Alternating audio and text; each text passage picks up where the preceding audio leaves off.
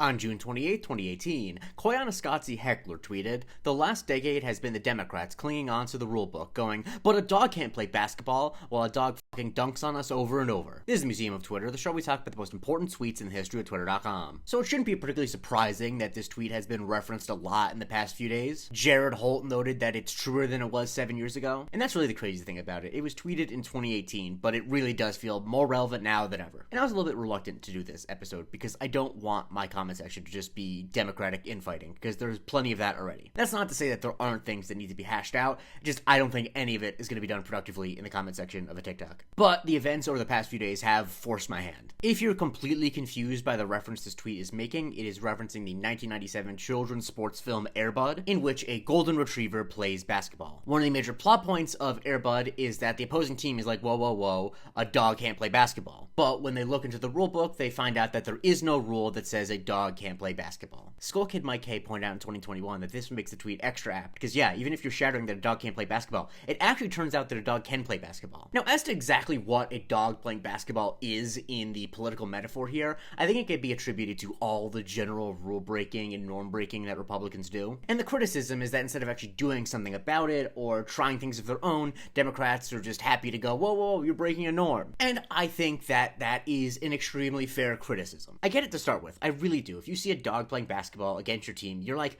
there's no way that a dog is allowed to play basketball. Surely this is against the rules. But once it becomes clear that it's not against the rules, or at the very least no one is going to enforce those rules, eventually you just have to beat the dog at basketball. And I'll be honest, I am not as radical as some people in my comments surely will be, so I do feel a little uneasy about, to follow the metaphor, having a dog on our own team. But if that's what needs to be done, maybe that's what needs to be done. Or at the least, let's give our shooting guard a fucking chew toy and have our small forward have some ham in his cheek that he can throw on the court to distract the dog. And yes, we're down by a lot of points, but we can take back the lead by driving to the cup while their dog licks peanut butter out of our center's hands. If I can somewhat back away from the metaphor for a bit as well, I think what we want Democrats to do, or at least I want Democrats to do, is to seem like they're taking seriously the fact that they're going up against a dog. Personally, I don't expect them to immediately take back the lead in the game against the dog. The dog has put up a lot of points. And I know that there are going to be people in the comments who have a much more nihilistic view about politics than me, who are saying things like, the Democrats aren't even trying to win, it's all a big scam. And fine, I disagree with that for reasons, but I'm not going to get into an argument about that. But if we are to assume that they at the very least would prefer to win than lose,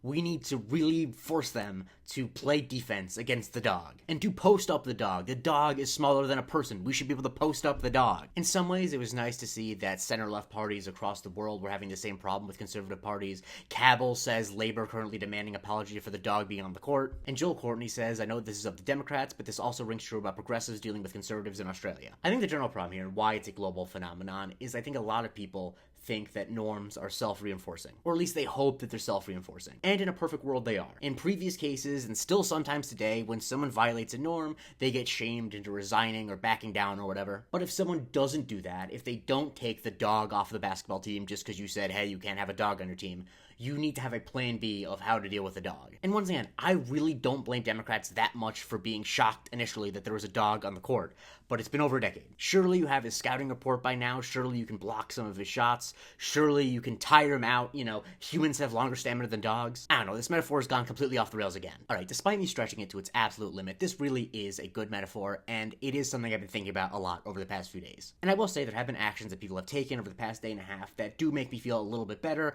They're not nearly enough, but I do think that the pressure that people are mounting against Democrats is working to some extent. I think that's nice about us in real life as opposed to the metaphor, is that we do actually have some say over who's on the team and we can pressure the people on the team to do stuff. It's not always perfect, but I'm a New York Jets fan and sometimes I wish that I could vote for who is playing on the Jets, so it's definitely better than that. Follow me for a new tweet every day. I promise tomorrow's will be more fun than this, and you can join my Patreon, patreon.com/Museum of Twitter, to get the weekly Museum of Not Twitter, and you also will be able to vote on what I cover on Subscriber Sundays.